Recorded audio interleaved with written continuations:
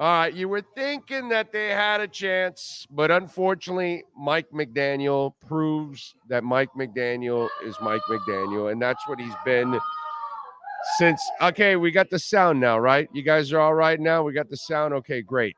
And so the game obviously did not go the way we wanted them to go. It was depressing to watch this because unfortunately, there are things that you can count on in life: death, taxes, a Tyreek Hill brain fart, a Mike McDaniel brain fart, a undisciplined Dolphin team, an undisciplined group of tight ends. There's a Jason Sanders missed field goal. It just goes a Julian Hill mistake. I mean, there's so many things that we can count on, and Mike McDaniel leads the way, brother and sisters out there. When your team is when the penalties are 67% pre-snap, it just shows you that mentally this team doesn't have it. They're not concentrated the entire time. They're constantly making mistakes. They don't pay the price for any of these mistakes. Ever. No one ever pays a price because, of course, you've got, the coach who is Mr. Forgiving. And, oh, well, the way I look at things, if you look at it this way, it's negative. But the way I look at it is you are going to a gunfight with a butter knife every time you have Mike McDaniel on the sidelines. We talked about it all last year that he just wasn't ready for this opportunity. I got to tell you, he wasn't ready for this opportunity, and we're watching it. Adam Pinkster is here, who obviously is always on the chat board, a big-time supporter of ours, lives here in Indianapolis. And we were just talking about this, how, Jordan Love came in very green, but he got to sit for 3 years. And it was a real bonus for him, right? And he became, so far, he's doing all right as a quarterback. He hasn't crossed the threshold yet, but he looks all right. He looks decent. And it helped him. It helped Aaron Rodgers before him to sit for 3 years, too. Or 4, I think. One of those. I think it may have been 4 for Aaron Rodgers. So it helps, right?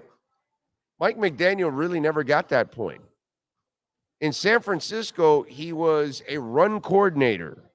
And then they allowed him to make a couple of run calls, not pass calls, not call in a game, all of those things. He never was an offensive coordinator. So he never had the grooming that it really takes in order to call a game down in and down out and counter what's going on. And that's McDaniel's problem. When he is so-called coaching, it isn't coaching.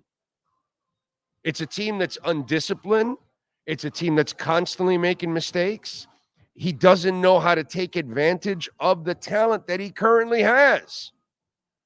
Jalen Wright is kicking ass. Why are you going with the fullback dive, bro? What is that? That's McDaniel getting cute when he doesn't have to get cute, bro.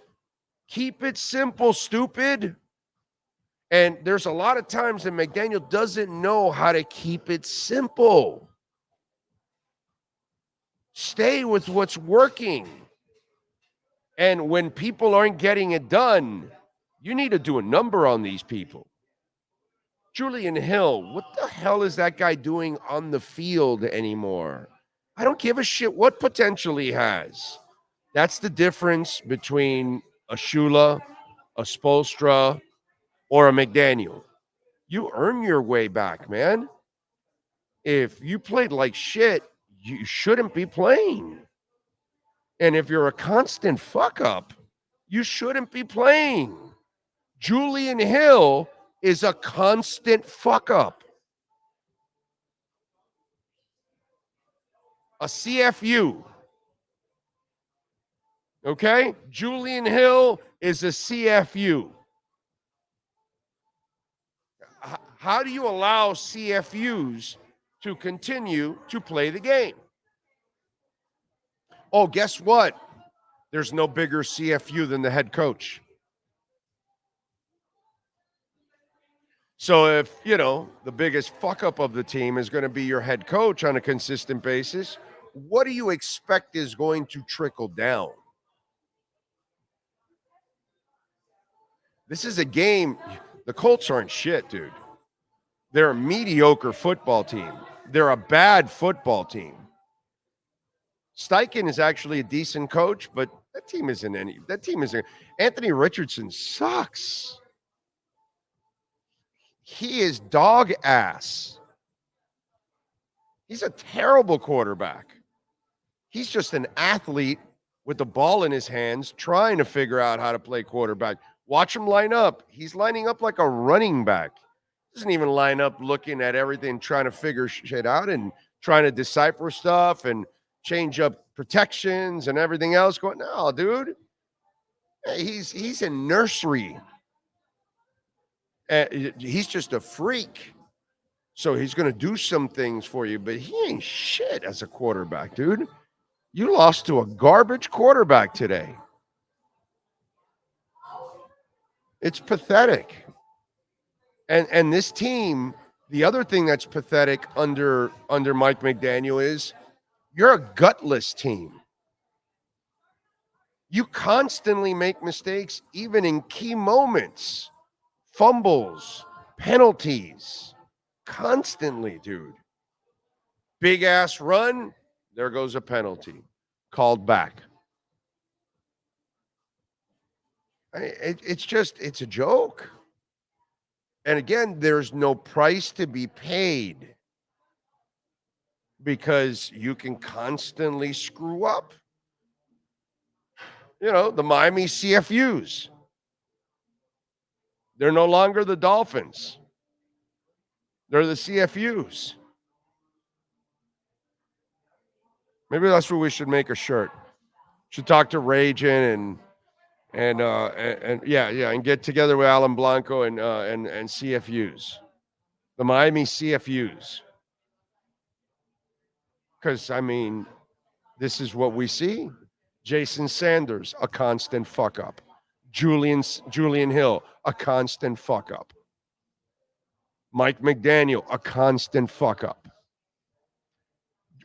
Durham Smythe, a constant fuck up. Tanner Connor, a constant fuck up. Jonnu Smith, a constant fuck up. Tyreek Hill, a constant fuck up. The CFUs. In New Jack City, it was all about the CMBs. Here it's the CFUs.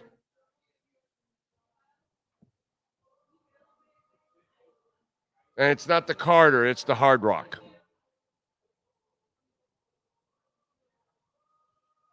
It's just, it really, by the way, John Embry and Danny Crossman. Okay, we all know you if you want to, I get the whole Mike McDaniel thing, but we all know Danny Crossman has no business having a job.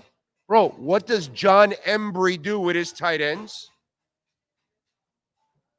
He's had Tanner Connor going on his third year. Durham Smythe is a constant screw up. What does he do with Julian Hill? Tell me what John Embry does as a tight ends coach, bro. Please tell me. Tell me what he is to tight ends coach, what Danny Crossman is to special teams. What the hell is John Embry? Oh, that's right. He's a CFU. That's why your players are constant fuck-ups, because your coach must be a constant fuck-up. The worst position on the team is John Embry, the tight ends. Every one of those tight ends is unreliable. Every one of those tight ends is a complete screw-up, dude. Jonnu Smith makes all kinds of mistakes. Yeah, he catches some balls when they throw it to him. But mentally, he makes all kinds of mistakes too. They're all screw-ups, dude. So it's super easy for all of us to pick on Danny Crossman. John Embry needs to become wanted man number one. That talk about a guy stealing money without a gun and a mask, and we haven't picked on John Embry ever. We need to be picking on John Embry every single day of the week and twice on Sundays. That guy can't produce a tight end.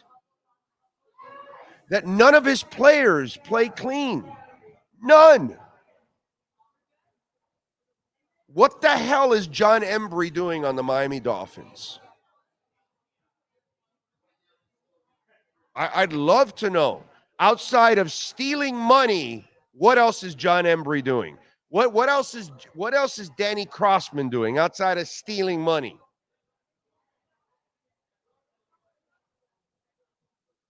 And I feel bad for the Calais Campbells of the world, the Zach Sealers of the world. You got guys that are playing their asses off, dude. But you can't keep making mistakes. Whether you're Ingold, whether you're Mostert. I mean, it's the DNA of the team. CFUs. That's what they are, the CFUs.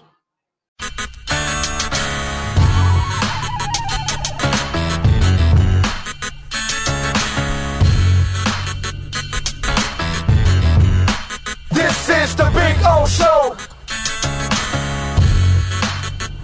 This is the Big O Show.